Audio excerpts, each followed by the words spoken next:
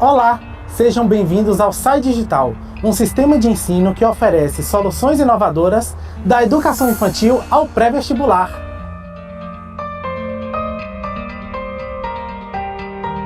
Eu sou o Glauco, assessor pedagógico aqui do SAI Digital, e é um prazer falar com você nessa jornada BET Online. Com materiais didáticos hiperatualizados, assessoria pedagógica efetiva, tecnologia educacional relevante e avaliação formativa, criamos grandes diferenciais para as escolas que partilham da mesma missão que a nossa. Conheça a solução que carrega no nome a evolução. Visite o nosso stand e fale com os nossos especialistas. Eles estão preparados para atender a sua escola. Muito obrigado e aproveite a jornada!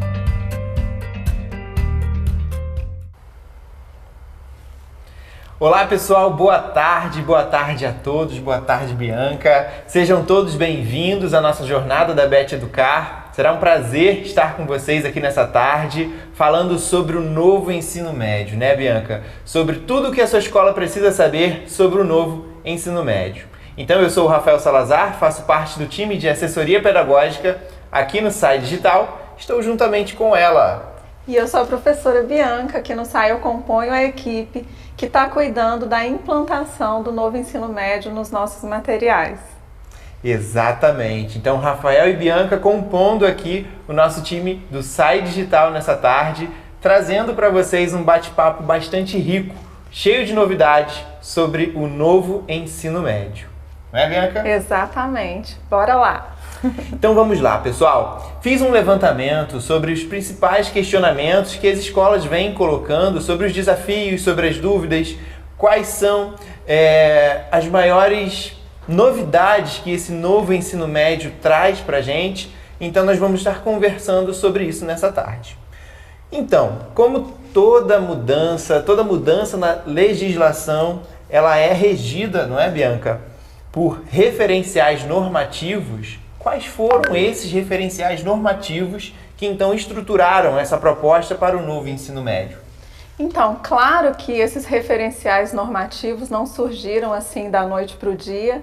Eles não só foram criados aí através de bastante tempo, mas também já vêm de referenciais legais e normativos mais antigos, como a própria Lei de Diretrizes e Bases da Educação Nacional dos anos 90, que já mencionava lá a necessidade de uma parte diversificada nos currículos. Mas diretamente relacionado ao ensino médio, os documentos legais e normativos que ancoram a proposta são a Base Nacional Comum Curricular, que foi homologada em 2018, as novas diretrizes nacionais curriculares, cujo parecer saiu em 2018, mas o documento ainda não está disponível, e, claro, a Lei do Novo Ensino Médio, que saiu antes tanto das diretrizes quanto da Base Nacional Comum Curricular em 2017. Perfeito, obrigado Bianca. Então nós já temos aí o respaldo, não é? Todo o respaldo documental, toda a estrutura que a sua escola precisa ter e saber sobre a composição dessa nova proposta. Exato, só buscar que todos estão disponíveis aí na internet. Exatamente. Bianca, um outro tópico também é muito pertinente aqui sobre que é colocado pelas escolas, se refere aos balizadores do processo de aprendizagem. Pode falar um pouquinho pra gente sobre isso? Claro. Então, é muito importante o foco no aluno e o foco na aprendizagem, colocando esse aluno como sujeito da sua própria aprendizagem e como protagonista. E daí vem um outro conceito importante, que é o conceito de protagonismo juvenil, através do qual o aluno exerce a sua coautoria no processo de aprendizagem e a corresponsabilidade também pelo seu próprio desenvolvimento. E a gente pode falar também de desenvolvimento integral. O que isso significa? Não estamos mais nos baseando num processo de ensino através do qual o aluno apenas recebe ali conhecimentos relacionados à intelectualidade, ao desenvolvimento intelectual. Também estão envolvidos aí o desenvolvimento socioemocional e o desenvolvimento físico do aluno. Tudo isso, então, compõe essa perspectiva de desenvolvimento integral. E a gente tem também um ponto importante que é a imersão na cultura digital. O que isso significa? Que é importante que o aluno desenvolva trânsito em multiletramentos, em diferentes linguagens digitais, propulsionando assim a sua fluência digital, não só para usá-la na sua esfera privada, porque claro, né, desde cedo aí os alunos já usam as redes sociais, enfim, mas também para usar essa fluência digital nas esferas públicas de uso da língua, né? Por exemplo, na esfera do estudo, na esfera do trabalho, enfim. Perfeito, Bianca. Então, palavras-chave aí, né? Nós tivemos foco no aluno e no processo de aprendizagem, protagonismo juvenil, desenvolvimento integral e cultura digital. Perfeito. São palavras-chave que estão super em alta e que nós precisamos ter o domínio sobre essa nova composição, essa nova articulação, a formação, né, do jovem por completo, não é? Isso é uma premissa muito importante. E agora, falando sobre a realidade escolar, né? Nós temos aqui um embasamento teórico, como foi construído, qual é a proposta, mas e sobre a estrutura? Como que fica então a grade escolar com essa nova organização do novo ensino médio, Bianca? Então, a nova lei do ensino médio determina um aumento da carga horária. E como que essa carga horária vai se dividir? Entre a formação geral básica, que daqui a pouquinho a gente vai falar mais sobre o que é, e entre os itinerários formativos. Então, a gente tem uma carga horária máxima da formação geral básica e uma carga horária mínima para os itinerários formativos, né? Perfeito. Então, formação geral básica, itinerário formativo, nós temos também as eletivas, não é? Vocês já devem ter ouvido falar, então, sobre esses 3 pontos, Bianca. Qual que seria a diferença aí entre formação geral básica, itinerários formativos e as eletivas?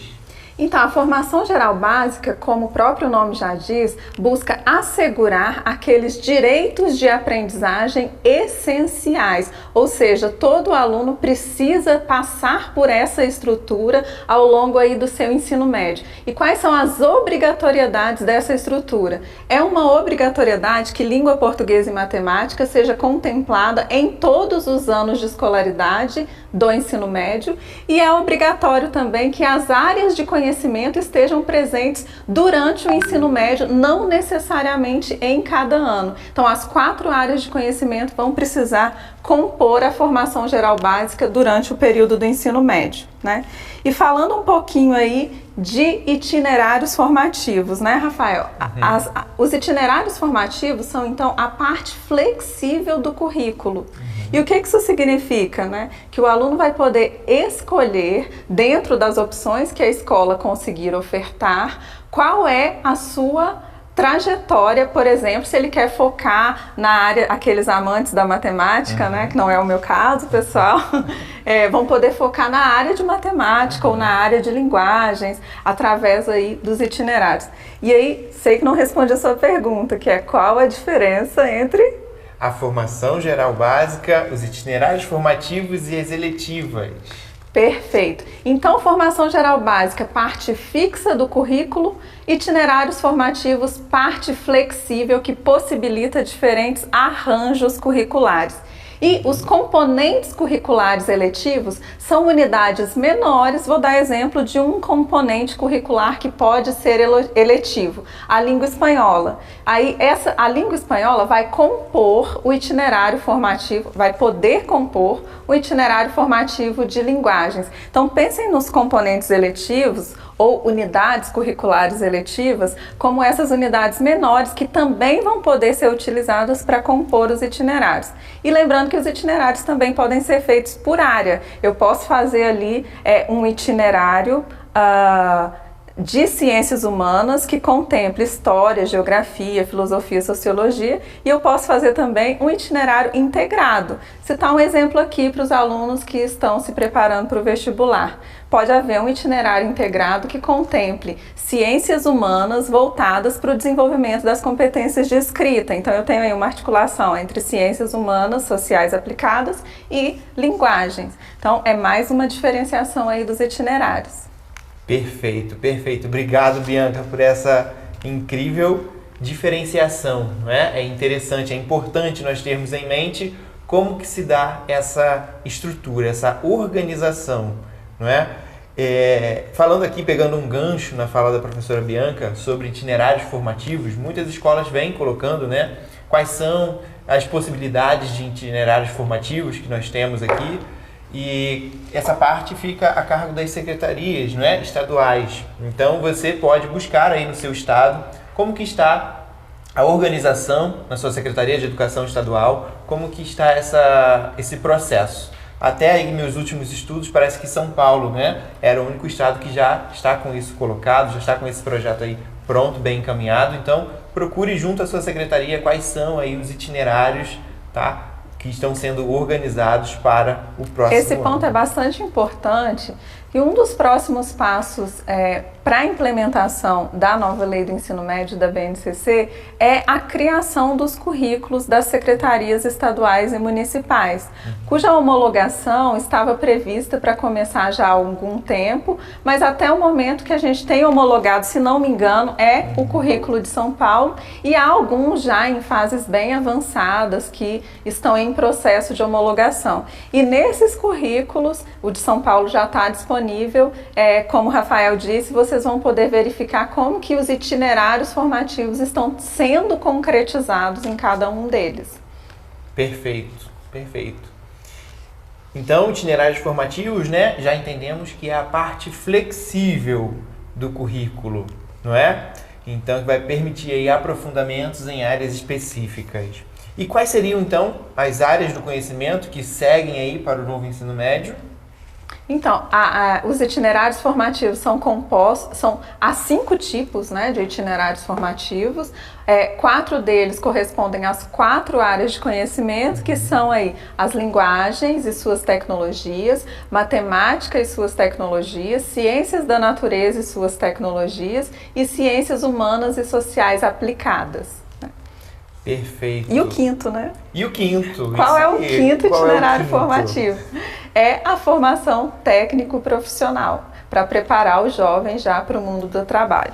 Exatamente. Então, esse quinto, né, esse quinto elemento aí, que é a novidade, que vem trazendo maior, né, curiosidade para as nossas escolas, não é? É o que vem sendo bastante debatido, que é esse itinerário aí, essa área, né, da educação técnica e profissional. E como que seria, então, essa organização, né, dessa educação técnica e profissional? Qual é o objetivo? Eu acho que exemplo já concreto que já existe na educação brasileira são os dos centros e institutos federais que já têm a formação técnico-profissional também junto com o ensino médio. Claro que esses centros e institutos vão precisar fazer adequações aí à BNCC, mas eles já exemplificam como funciona o ensino médio integrado à formação técnico-profissional, né?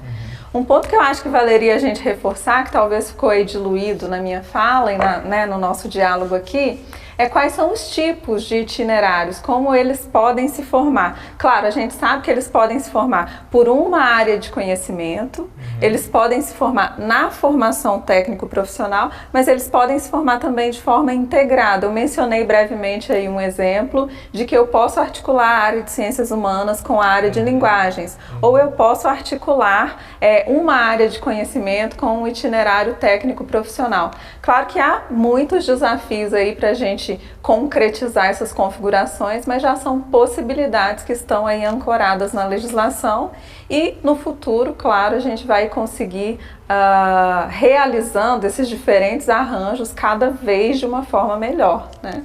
Perfeito. Acho que fica até mais fácil também de compreendermos, né? Falando um pouco sobre os eixos estruturantes desses itinerários formativos, né? Quais são os eixos estruturantes, Bianca? Então, os itinerários formativos precisam se basear em 4 eixos estruturantes. E quais são eles?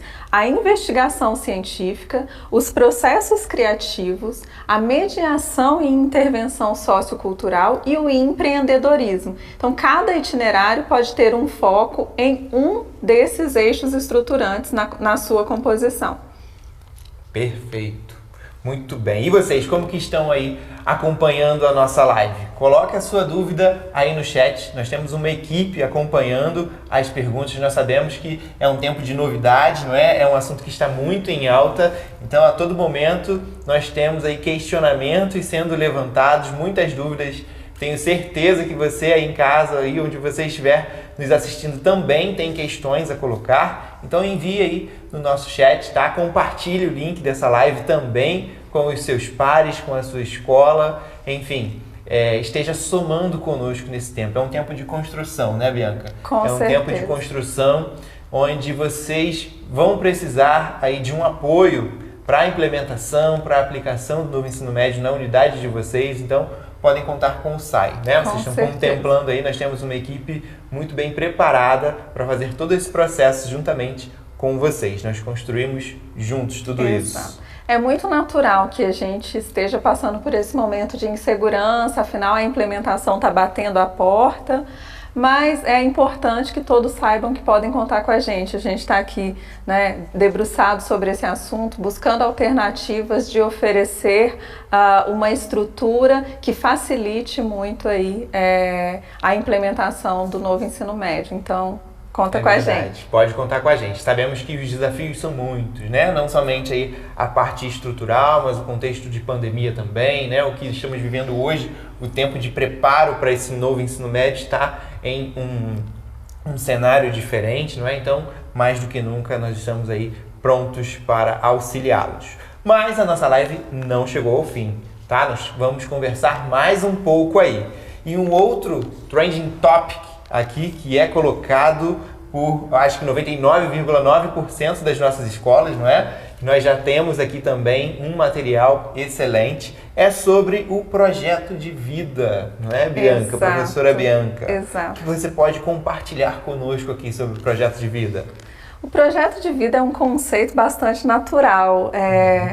Pensa, Rafael, quando estávamos ali no momento do ensino médio, quantas angústias, que faculdade a gente ia fazer. É um momento bastante tenso, né? Sim.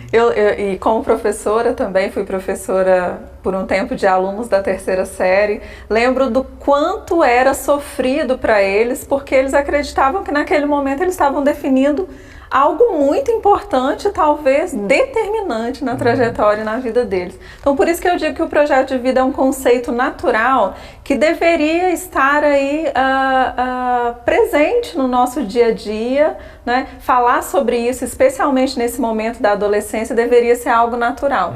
E pensando nisso, a BNCC colocou o projeto de vida como um componente curricular que deve ser contemplado durante a etapa do ensino médio. E para que serve isso, né? Um ponto importante do projeto de vida é a valorização das diferenças e da diversidade etnocultural. Então, para que aquele aluno entenda quem eu sou, de onde eu vim, qual é a minha matriz sociocultural, com o que eu me identifico.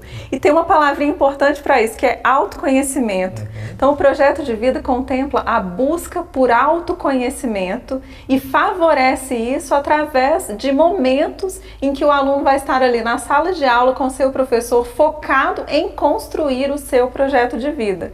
Mas além dessa dimensão aí pessoal, identitária, tem uma outra dimensão muito importante do projeto de vida, que é a dimensão sociocultural. Não apenas quem eu sou e qual a minha identidade, mas como eu me coloco em sociedade. Como eu exerço a cidadania, a empatia, a ética e como eu exerço também o meu relacionamento com o outro de forma em que haja respeito, construção coletiva, respeito às ideias do outro, que, claro, obviamente, em alguma medida vão ser diferentes das minhas. Então, essa dimensão sociocultural também é muito importante no projeto de vida. E não poderia faltar a dimensão acadêmico-profissional. Bem, eu sei quem eu sou, qual a minha identidade, sei como devo me colocar em sociedade, com ética, responsabilidade, empatia. E agora, mas qual vai ser a minha profissão? O que eu vou estudar? Eu vou me dedicar à pesquisa, eu vou me dedicar a outras faces do mercado. Então é importante que o aluno ancore o seu projeto de vida nessas 3 dimensões: a dimensão pessoal, a sociocultural e a acadêmico-profissional, né? É para que ele saia do ensino médio já muito mais consciente de como ele vai se colocar em sociedade, de quem ele já é e quer ser no futuro, né? Perfeito, perfeito, Bianca. Esse projeto de vida realmente, né? Por que ele não existia na nossa época? Né? Faz falta, fala a verdade. Faz muita falta, né? Você aí em casa deve se lembrar, né, na sua experiência pessoal no ensino médio, faça uma reflexão. Qual foi o norteador para a sua escolha profissional? Ah, porque o meu pai quis, porque eu acho que vai ser um rendimento financeiro melhor, né? O que te norteou, né? Quando nós entrávamos em turmas de 3ª série, e aí, o que você vai seguir agora? Muitos falavam, né? E aí, e agora? Não sei. Como vou tomar uma decisão para minha carreira, né? Não sabe. Ou se já tinha alguma escolha, essa escolha era pautada em outros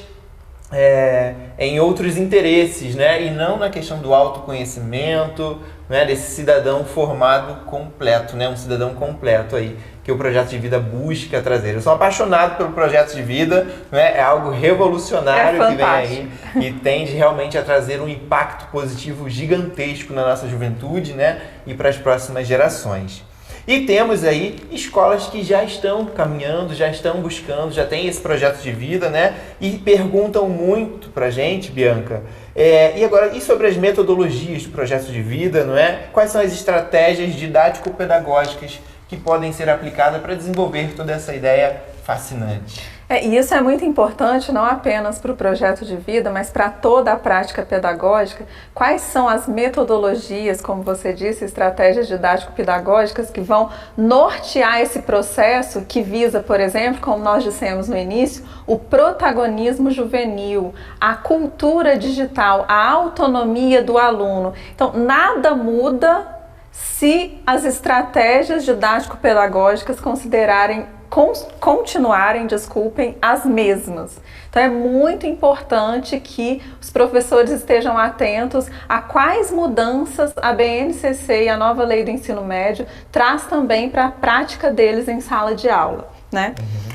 E aí, quais são as grandes dicas e estratégias para a metodologia em sala de aula? A gente pode focar na diversificação de métodos. Eu não sei se vocês, eu me lembro bem e inclusive às vezes tentava fugir dessa estratégia, porque como professor a gente sabe que é fácil entrar na zona de conforto, né, Rafael? Sim. De fazer aquela aula sempre no mesmo modelo. Então, assim, cada aula exige uma dinâmica diferente, dependendo de com qual competência ou habilidade você está lidando para desenvolver nos seus alunos. Então, a diversificação de métodos é muito importante. E há também as que já estão bem famosas, né, as metodologias ativas. E a própria palavra já diz, pensem bem, a metodologia ativa combina muito com o protagonismo juvenil. Essa palavra ativa é justamente porque o jovem está no centro ali do processo de aprendizagem e ele também tem corresponsabilidade e coautoria com ele. Então as metodologias ativas buscam colocar o jovem como protagonista do seu processo de aprendizagem. E aí faltou um ponto bem importante também de estratégia didático-pedagógica na sala de aula, que é a famosa avaliação.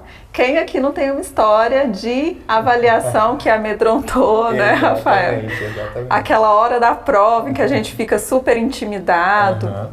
Mas a avaliação que a BNCC propõe é a avaliação numa perspectiva formativa. E o que isso significa? Tem o objetivo de contribuir com o desenvolvimento dos alunos. Então não é a avaliação para punir ou para classificar o aluno do melhor para o pior desempenho. É a avaliação para contribuir no seu processo de formação. Então a avaliação aí não é unicamente sinônimo de prova, não. A prova pode ser sim um dos instrumentos, mas é importante que a avaliação, que o professor tenha inclusive um olhar constante para a avaliação. Quantas vezes seu aluno não levanta a mão e fala sobre uma habilidade que está sendo enfocada naquela aula e você entende que ele sabe alguma coisa? Naquele momento você avaliou.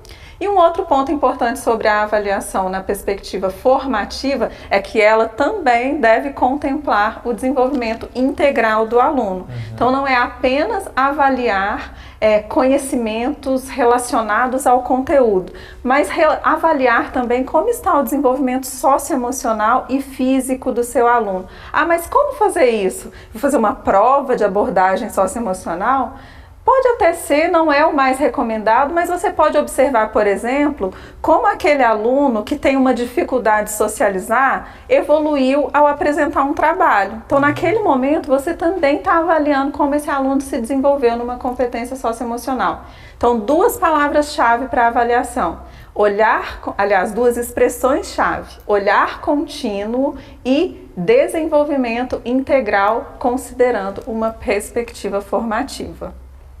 Perfeito, muitíssimo obrigado, professora Bianca. Passou rápido, né, Passou Rafael? rápido, muito rápido, muito rápido. Estamos chegando ao fim, então, do nosso bate-papo, não é? Espero que vocês tenham tido um tempo aqui de aprendizado, não é? Com essa nossa conversa. Espero que tenhamos aí contribuído, então, para o conhecimento de vocês e estamos certos de que muitas dúvidas podem ter surgido aí nesse tempo, né? E aí, como que eles podem fazer em caso de dúvidas, Bianca? Então, não deixem de visitar o nosso stand virtual, que está maravilhoso.